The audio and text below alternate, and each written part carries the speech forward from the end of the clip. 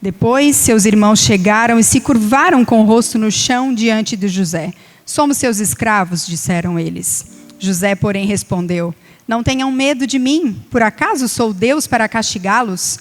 Vocês pretendiam me fazer o mal, mas Deus planejou tudo para o bem.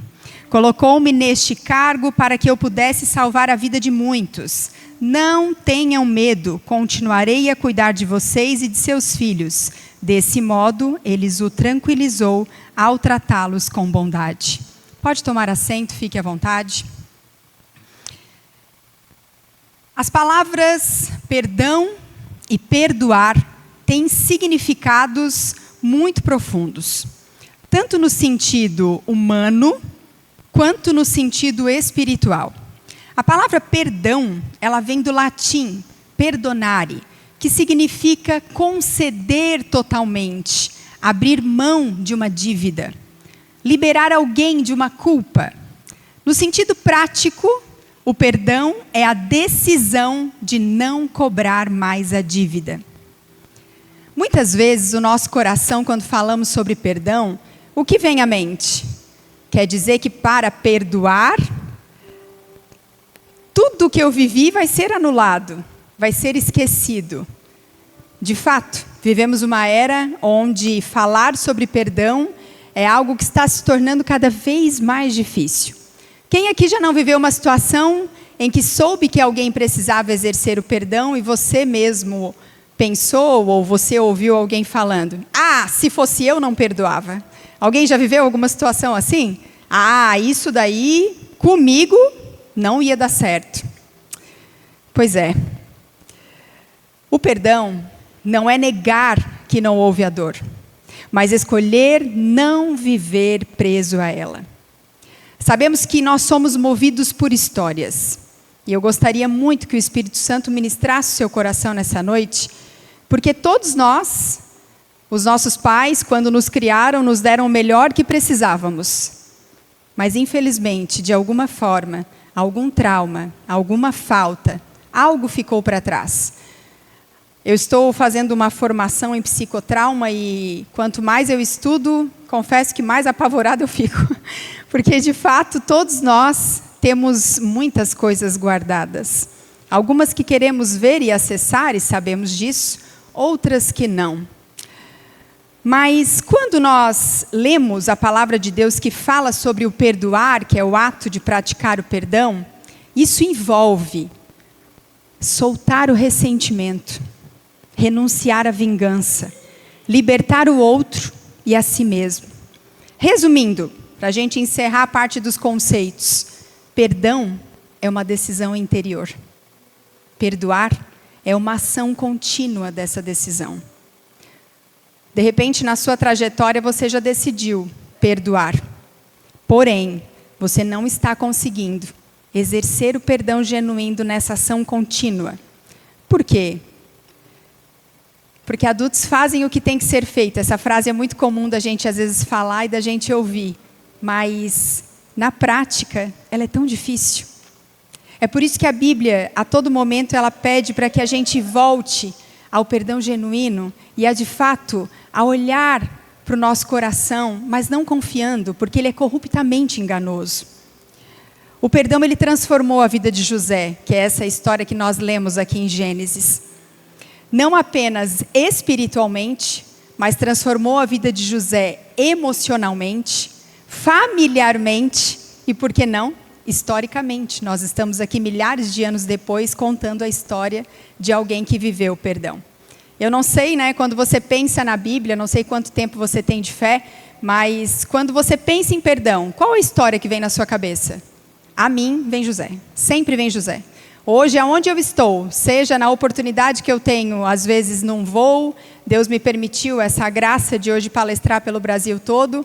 Então, às vezes eu estou com alguém no avião ao meu lado, começamos a conversar e do nada, a pessoa às vezes começa a compartilhar algo do seu coração e todos nós temos dificuldades em perdoar de alguma forma. Contextualizando para quem de repente não conhece, José, ele foi o 11º filho de Jacó, amado pelo pai.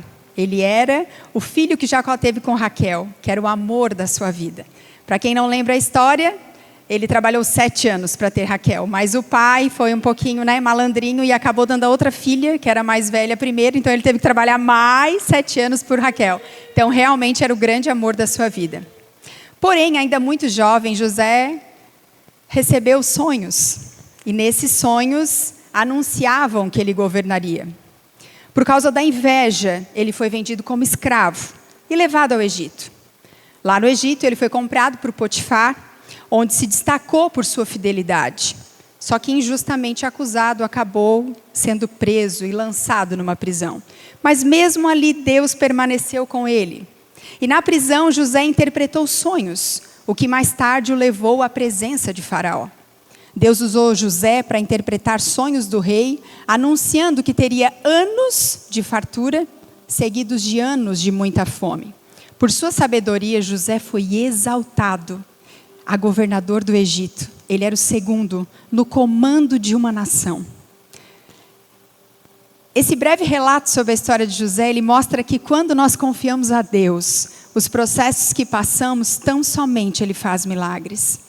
Imagina se lá na prisão, José se negasse a interpretar sonhos, afinal de contas ele foi vendido, ele foi preso injustamente, mas em seu coração, ele nunca de forma alguma, ele enxergou que Deus havia se esquecido dele. Durante a grande fome, seus irmãos foram ao Egito, em busca de alimento. José os reconheceu. Eu não sei se vocês já pararam para imaginar essa cena. Você imagina você ser vendido pelos seus irmãos, sabendo que foi por inveja, sem você ter feito absolutamente nada. Você ser preso injustamente, você passar por tantas coisas. Aí você chega no topo. Só de que, no topo, ele reconheceu os irmãos. E você imagina que em seu coração, eu imagino, porque José era ser humano como eu e você. Ele precisou se afastar, a Bíblia fala sobre isso. Ele deve ter gritado, ele deve ter chorado.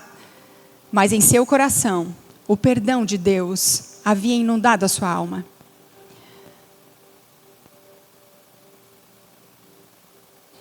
José provou do arrependimento dos seus irmãos, então os perdoou, declarando que Deus, a partir daquele momento, estava transformando o mal em bem. José foi traído, ele foi vendido como escravo e injustamente preso. Ao perdoar, o que aconteceu com José? Ele não permitiu que a sua dor definisse a sua identidade. Alguém aqui estava no dia que eu preguei sobre identidade aqui na igreja? Alguém lembra? Está lá no YouTube, quem quiser depois assistir. Eu me interesso muito em estudar sobre identidade, porque é um assunto que eu entendo, que na minha área de atuação hoje, é uma das primeiras coisas que o diabo, que veio para isso mesmo, roubar, matar e destruir, está destruindo das pessoas. Nós não somos aquilo que as pessoas dizem que somos. Nós não somos as nossas formações, aquilo que compramos ou aquilo que fazemos. A nossa identidade de filho de um Deus Altíssimo, ela não muda. E ela não pode ser comprada ou diminuída por ninguém. E hoje, uma das coisas que o diabo mais tem investido é em roubar a identidade das pessoas. O perdão, aqui na Bíblia, na história de José, se você parar para analisar na sua vida, de repente você tem uma história linda sobre o perdão. Ou você conhece a de alguém, mas não precisamos ir tão longe. Vamos para a de José, que a Bíblia está retratando. Entendemos que é um perdão genuíno, sim ou não? Sim, né? Se a gente fosse explicar humanamente, seria impossível. Não sei se você percebe dessa forma, mas eu vejo assim. Me venderam sem eu ter feito nada, fui preso, e mesmo sendo governador, o nosso coração, que é corruptamente enganoso, se não fosse a graça de Deus sobre a vida de José, ele não conseguiria enxergar os irmãos dessa forma como a Bíblia relata. Mas por que, que José não deixou tudo isso entrar em seu coração? Porque havia um propósito de Deus. Tanto que quando José recebe essa carta dos irmãos, o que ele respondeu? Que mesmo eu tendo que transformar o mal em bem, havia um propósito de Deus sobre todas as coisas. Alguém aqui já foi ferido por alguém? Sim, Infelizmente, pessoas feridas ferem. Mas eu creio que nessa noite a cura vai chegar em seu coração. Porque pessoas curadas, elas curam. Muitas pessoas, jovens, carregam mágoas silenciosas, traições, rejeições, palavras duras, abandono, bullying, decepções familiares e, por que não, essa dói dizer, mas decepções na igreja. Infelizmente, onde existem pessoas, existem problemas. Mas nós não podemos deixar os nossos olhos perder o foco de Cristo, porque Ele não erra, Ele não nos decepciona e Ele nunca nos abandona. Gravem essa frase, se você está anotando, anote isso, por favor. O problema não é sentir a dor, meu querido, de tudo isso que eu falei. O problema é você decidir morar nessa dor. Não seja refém daquilo que te aconteceu. Rótulos foram feitos para produtos e para as coisas, não para as pessoas. Quando a mágoa não é tratada, ela aparece no jeito de agir. Como eu trabalho com a parte, de proteção à infância, e eu atendo muitos pais, geralmente eu falo, tanto pelo Instagram quanto nos atendimentos, que toda criança que está sofrendo algo de alguma forma, ela muda o seu comportamento. Mas não são só as crianças, nós também mudamos. E agora eu quero te fazer esse convite, para você analisar e sondar o seu coração. Se de alguma forma você também se deixou moldar ou mudar pela dor da qual você foi acometido. É importante que a gente sonde, sabe por quê? Porque todos nós estamos no piloto automático. A gente acorda e só vai, Essa é a famosa frase. Eu acordo, eu nem penso, eu só vou. Essa sou eu também. Se eu pensar muito, eu não vou fazer atividade física de manhã. Mas eu não posso pensar, eu sou cardíaca e pré-diabética, então eu tenho que ir. Tem coisas que eu não posso pensar. Só que a gente vive, às vezes, nessa nossa bolha, nesse piloto automático, e a gente esquece de sondar o nosso coração e de avaliar se, de alguma forma, tudo isso que eu mencionei não está interferindo. Às vezes você está deixando de ler a Bíblia, você está deixando de orar, você mudou o seu comportamento. E o que é normal de nós como seres humanos? Às vezes nós não podemos mudar com as pessoas. Você não pode mudar no seu trabalho, porque às vezes você corre risco de perder o seu emprego. Às vezes você não pode mudar com o seu marido, com a sua esposa, que você já conhece, A bênção que Deus te deu. Mas às vezes, aí com quem que você vai mudar? Aí você muda com o Senhor. Porque é tudo culpa dele, Afinal de contas, foi ele que permitiu. Ou, como eu ouço muito, por onde eu viajo e no consultório, acho que Deus se esqueceu de mim. O que não é perdão? Não é fingir que não doeu.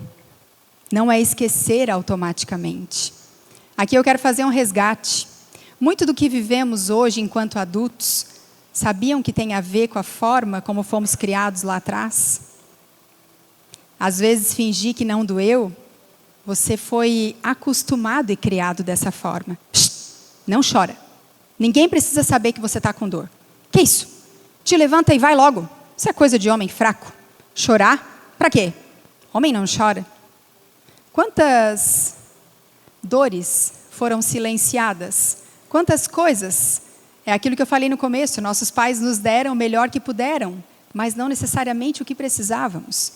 E por isso hoje o Senhor nos convida a olhar para o nosso coração. O que está parado? O que está bloqueando o acesso? A Bíblia diz que o Senhor ele é extremamente educado. Ele está à porta e bate, Ele não arromba o seu coração. Se existe alguma coisa guardada, algo que te foi acometido, ou que você está sofrendo ainda, o Senhor nessa noite Ele quer entrar. Mas para que Ele faça morada, você precisa abrir essa área da sua vida. Perdoar significa escolher a liberdade interior. No sentido bíblico, ai gente, isso é tão lindo. Perdoar carrega a ideia de cancelar uma dívida. Imagine que você tem uma dívida milionária e de repente, você não deve mais nada. E sabe quando que aconteceu isso? Quando Jesus morreu naquela cruz por mim e por você. A nossa dívida foi cancelada. Só que Jesus ensina em Lucas 6,37, não julguem e não serão julgados, não condenem e não serão condenados, perdoem e serão perdoados. O perdão bíblico, ele é um mandamento, um caminho de cura, uma expressão do amor e da graça de Deus. Nossa, Gabi, mas tu falando assim parece até fácil, né? Não, não é fácil. Eu vou contar para vocês o que aconteceu lá em casa, que ele resume bem o quanto o nosso coração ele é duro, ele é corruptamente enganoso, e eu vou contar a história para vocês de duas criaturinhas, uma tem 8 e outra tem 6. As nossas filhas, como toda, né? Eu não tive irmão da mesma idade que eu, então eu e o Vitor é 16 anos de diferença, eu não sei o que é esses rolê de brigar, né? Mas quem aqui tem irmão sabe o que é isso, né? Já rolou uns arranca-rabo aí com os irmãos? Vocês já se brigaram? Sim ou não? Sim? Ou só lá em casa, gente? Eu estou precisando orar mais, vamos levar o pastor lá. Não, né? Eu sei que toda casa acontece isso daí, mas enfim. Chego eu na sala, está uma grudada no cabelo de uma, e a outra beliscando o braço, e eu... Quê? Eu não aceito isso na minha casa, como assim? Deus deu vocês duas para uma ser a melhor amiga da outra, vocês não têm essa opção. As duas de castigo para o quarto já. E vocês só vão de lá, sair de lá quando vocês se consertarem. Vai as duas bem brabas, uma na frente e outra atrás. Não chega perto. Tá. Tranquei no quarto, deu uns 10 minutos. Mãe! Falei, pronto, agora se mataram, Cristo Rei. Quando eu chego bem perto da porta, tem um bilhete para você. Passaram um bilhete por baixo da porta. Meu Deus, bilhete. Se consertaram, estão querendo mandar bilhete para dizer isso. Quando eu li o bilhete, estamos com fome. Para isso elas se entenderam. O que eu fiz? Preparei o lanche, eu coloquei em um prato só, que eu queria que elas compartilhassem. E Deus tratasse no coraçãozinho. Botei em um prato só, botei o pedacinho meio que junto, elas tinham que puxar, e dei um copo só com suco. Elas vão ter que dividir o mesmo copo, pois uma engoliu no seco para não dividir o copo, e a outra pegou e foi para o canto. Falei, Cristo Rei. Passado quase 1 hora, nada. Fui no quarto e falei, gente, o que é isso? Há uns 3 domingos atrás aconteceu isso. Falei, gente, hoje é domingo, vocês vão no culto, como assim? Vocês vão adorar o Senhor com esse coração ruim aí? O que é isso? Falei, não, nós vamos ter que trazer o pastor aqui para ungir vocês com azeite. Pelo amor de Deus, com óleo diesel já. Que coração mais duro, o que é isso? Uma olhou para mim e falou assim, ó, eu vou abraçar ela e dizer que eu amo, mas eu quero que ela saiba que o beliscão dela doeu muito. Aí a outra, você arrancou metade do meu cabelo na sua mão e eu quero que você saiba que eu não quero mais que você seja minha irmã. Falei, nossa, mas meu Deus do céu, vocês vão sair daí só amanhã, falei com esse coração. E aí eu falei, ó, eu vou orar por vocês duas e vamos melhorar esse negócio aí. Fecha o olho.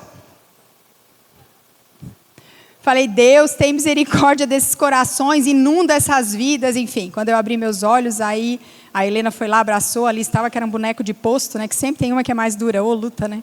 Eu falei, Lisa, abraça a irmã. Aí meio que se abraçaram, assim, não, mãe, tá tudo bem. Aí viraram as costas, saíram abraçadas. Mas essa é a clarificação de que elas têm apenas 6 e 8 anos.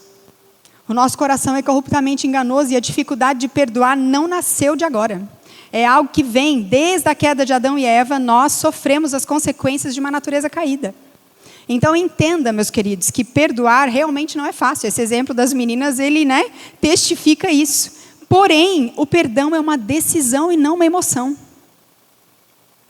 Muitas vezes nós somos norteados pela emoção, mas viver com Cristo exige razão. Por mais que o piloto automático ele vá na nossa vida, precisamos decidir. E isso é uma decisão. Por quê? Porque ser cristão é ser um pequeno Cristo. E ser um pequeno Cristo exige de nós atitudes que sejam parecidas com a de Jesus. Em Lucas 23:34, Jesus perdoa ainda ferido na cruz. Pai, perdoa eles porque eles não sabem o que fazem. Vocês têm noção do que é isso? Eu não sei se você já viu aquele filme lá. Ai, como é que é aquele que Jesus está crucificado lá? Que eu não posso ver, que eu me acabo chorando. Paixão de Cristo.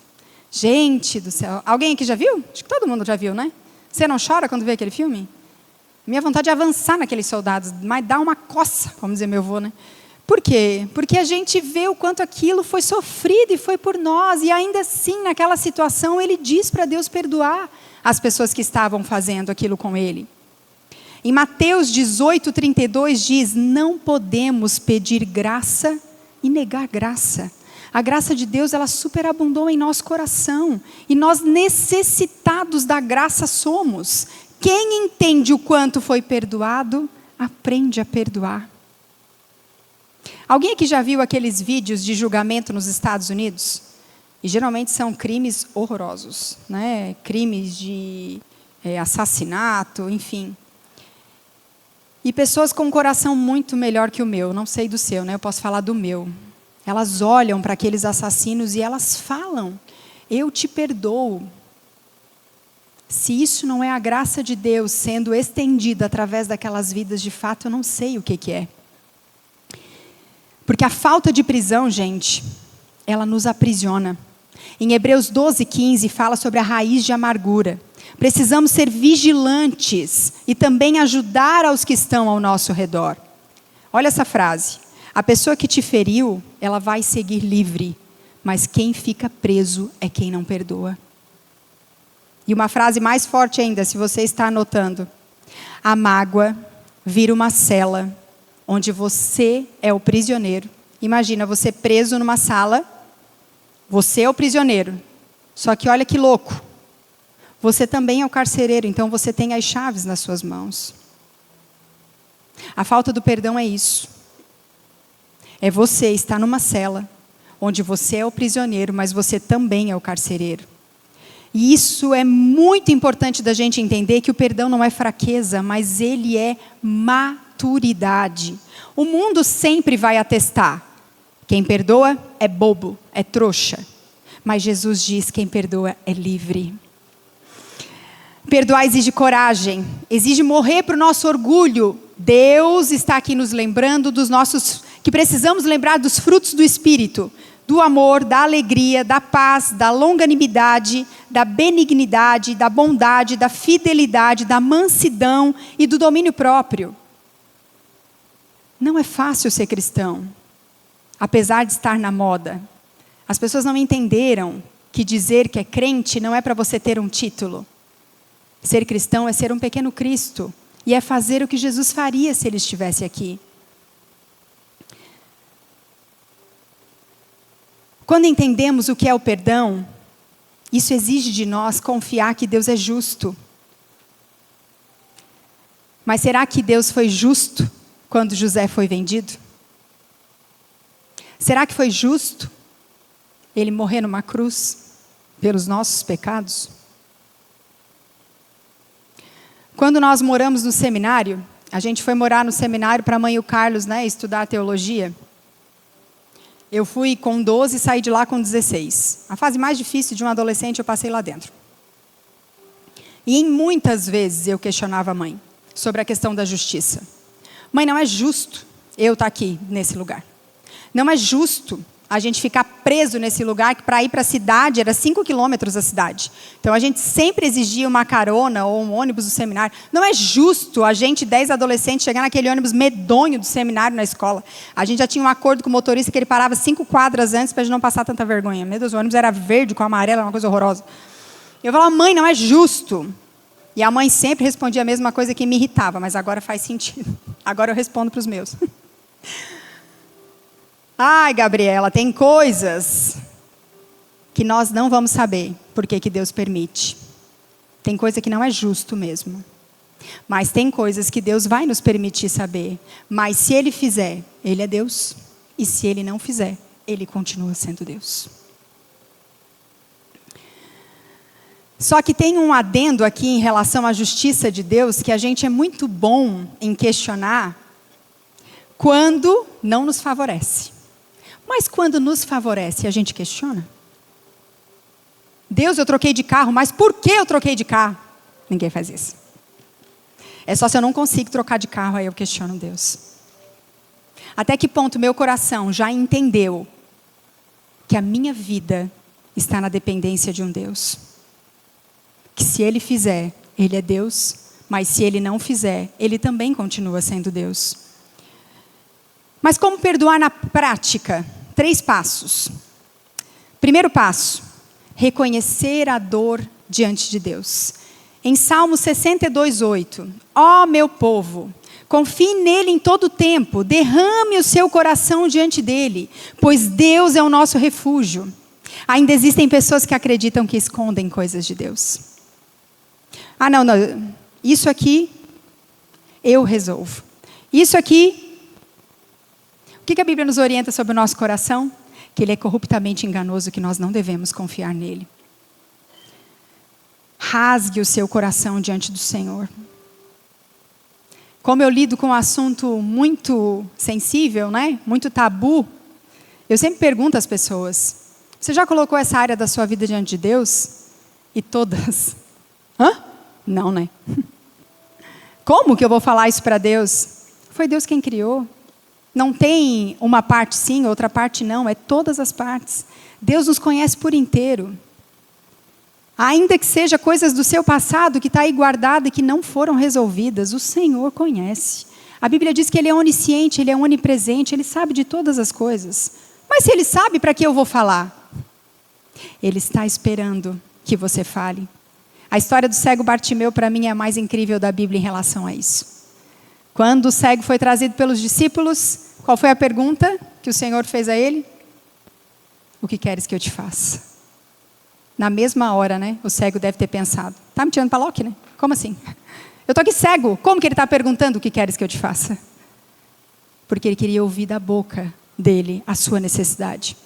Porque ainda que ele fosse cego, de repente ele queria outra coisa. O Senhor não toma as nossas decisões por nós. Isso se chama livre-arbítrio. Deus deixa. Esses dias eu estava conversando com o Carlos. Mas olha, Deus podia não ter feito o livre-arbítrio, né? Comecei teologia segunda-feira, já estou com pergunta polêmica. Deus poderia, né, não ter feito o livre-arbítrio. Seria mais fácil, vocês não acham? Vai todo mundo para a direita, agora vai todo mundo para a esquerda. Mas não.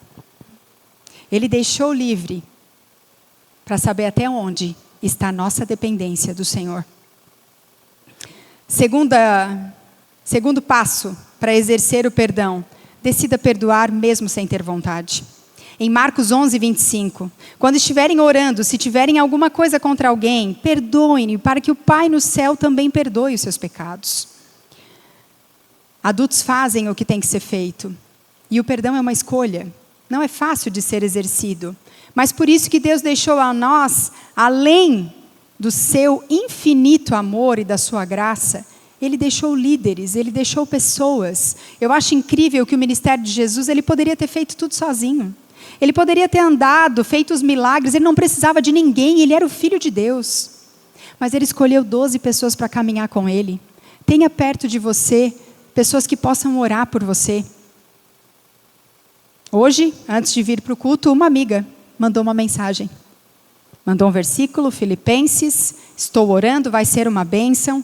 Tenham amigos que são parecidos com Jesus. São pessoas que, quando estamos na dor, têm uma palavra, têm um abraço e têm algo de bom para te dizer. Não tenha só pessoas que passem a mão na sua cabeça e nada tenham para te oferecer. A gente pode ter amizades assim, mas o Henrique não me deixa mentir, eu falo muito isso para ele. Tenha amigos que amem mais a Jesus do que a você. É sobre isso. É sobre a gente entender que caminhar com pessoas é maravilhoso, mas nós precisamos de pessoas que digam: ei, não é por aí. Abre teu olho. Por exemplo, se um irmão vem aqui falar de outro irmão: fulano de tal lá, pelo amor de Deus, um grosso. Irmão, não, vamos lá conversar com ele. Imagina, se todo mundo que vem falar algo para você, você ajudasse essa pessoa a resolver, ao invés de botar lenha na fogueira, estaríamos bem mais longe, não acham? E no trabalho? Eu achei lindo esses dias que uma amiga contou um testemunho. Que ela conheceu Jesus não por uma pessoa que falou dele para ela, mas por alguém que, através das suas atitudes, mostrou que caminhar com Jesus é leve, é bom. E isso a trouxe para o Evangelho. Olha que coisa mais linda. Tem alguém que fala, né? Não sei se foi o Billy Graham: pregue, se for preciso, fale.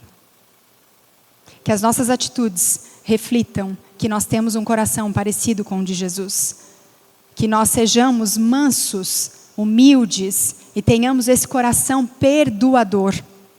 E o terceiro passo, Entregue a justiça a Deus. Em Romanos 12, 19. Amados, nunca se vinguem. Deixem que a ira de Deus se encarregue disso. O perdão, ele começa como uma decisão e se torna como uma cura com o passar do tempo. É importante a gente entender que, dentre esses 3 passos, reconhecer a dor, decidir perdoar e entregar a justiça a Deus, tem uma barreira, às vezes, no meio desse caminho, que se chama o perdão a si mesmo. Que nós possamos fazer como o salmista nos orientou, sondar o nosso coração. Como enfermeira de formação, cada vez que as pessoas cantam aquela música da Aline Barros, sonda-me, Senhor. Quem aqui é da área da saúde sabe, né? Que quando você canta sonda-me, às vezes você não sabe o que você está falando. A sonda, ela entra pelas nossas entranhas. Ela vai pelo nariz e ela passa pelo nosso esôfago e ela vai. Dependendo até onde é a sonda, pode ser no estômago, pode ser no intestino. Ela entra mesmo. Quando você tem esse coração de se colocar diante do Senhor e pedir que Ele sonde o seu coração, é de fato olhar para aquilo que você não quer ver muitas vezes. Existem pessoas que não se perdoam pelo que fizeram. Se culpam por erros do passado, sentem vergonha. É como se a Bíblia nos orienta a trazer à memória aquilo que nos dá esperança, né? Existem pessoas que trazem à memória aquilo que não dá esperança. Aquilo que é para lembrar quem um dia elas foram. Pecados antigos. Se você se sente dessa forma, escute. 1 João 1,9. Mas se confessarmos os nossos pecados, Ele é fiel e justo para perdoar os nossos pecados e nos purificar de toda injustiça. Se o Altíssimo já te perdoou, quem é você para não se perdoar? O diabo, aquele que veio para roubar, matar e destruir, ele é o acusador. Ele adora nos trazer à memória coisas que fizemos. Mas se com a nossa boca já confessamos, se com a nossa boca já pedimos perdão, o Senhor é aquele que restaura o nosso coração. E para entendermos a grandeza do perdão e o quanto ele pode refletir, não só na nossa história, mas sobre a descendência. Sim, às vezes a decisão de um perdão na sua vida, ela vai mudar a geração e a história da sua família. Eu não sei se vocês sabem, mas José, ele se casou com Asenate. E eles tiveram 2 filhos. E o que muita gente não sabe é que os nomes dos filhos de José contam o testemunho da sua cura em seu coração. O primeiro filho de José se chamou Manassés. Deus me fez esquecer. Porque Deus me fez esquecer de todo o meu trabalho, de toda a casa do meu pai, como está em Gênesis 41, 51. Manassés não significa apagar a memória, mas ser curado da sua dor. Eu lembro até hoje um retiro que teve lá na Ipagre, para onde estamos indo na sexta-feira, que foi sobre a história de José, que o pastor Cícero foi o preletor. E o pastor Cícero usou inúmeras vezes essa mesma frase. Perdoar não é esquecer, mas é lembrar sem se machucar. Existem situações, irmãos, que às vezes eu compartilho de dores que na hora que a pessoa fala do que ela foi acometida, no meu espírito, eu tenho a audácia de pedir, Deus, se tu puderes, se for da tua vontade, dá um blackout, um apagão nessa pessoa. Se assim tu quiseres, o faça. Tem misericórdia. Tem muita gente que sofre. Muita gente que foi acometida por coisas muito ruins. Que só um milagre divino na vida delas. E muitas, quando escolhem esse caminho do perdão, quando voltam, eu tenho o privilégio de compartilhar, de poder ouvi-las, de que lembram, mas já não sentem tanta dor. Porque o perdão é algo que é genuíno, não é dessa terra. José não vivia preso à mágoa, nem a trauma e nem aquela traição que aconteceu. O perdão libertou José do peso do passado. Quem estiver anotando, pode anotar essa frase. Quando Deus cura, o passado deixa de governar o presente. Quando Deus cura, o passado deixa de governar o presente. E Efraim, que foi o outro filho de José, em Gênesis 41, 52, porque Deus me fez prosperar na terra da minha aflição. Efraim quer dizer, Deus me fez próspero na terra onde eu sofri. Efraim revela que a cura não terminou no esquecimento da dor, mas ela avançou para a frutificação. A história de José ela não termina quando encontra os seus irmãos, mas ela continua, e até hoje, porque nós estamos aqui comentando sobre ela.